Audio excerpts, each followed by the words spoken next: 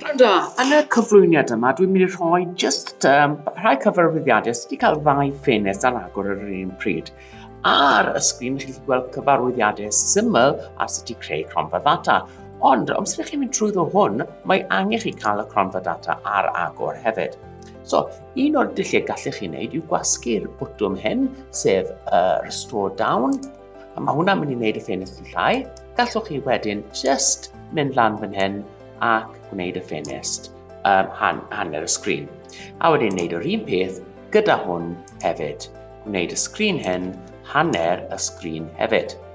A beth gallwch chi wneud wedyn yw gallwch chi gweld y ddau sgrin ar agor ar yr un pryd. Ond mae yna ffordd llawer gwell o wneud e. A'r ffordd o wneud e yw gwasgu'r bwtwm Windows a gwasgu'r saeth i'r dde. A mae hwnna'n rhoi y taflenau ar un ochr y sgrin. A gallwn ni wneud yr un peth hefyd nawr gyda hwn fan hyn, gwasgu'r bwtwm Windows a gwasgu'r bwtwm i'r chwith.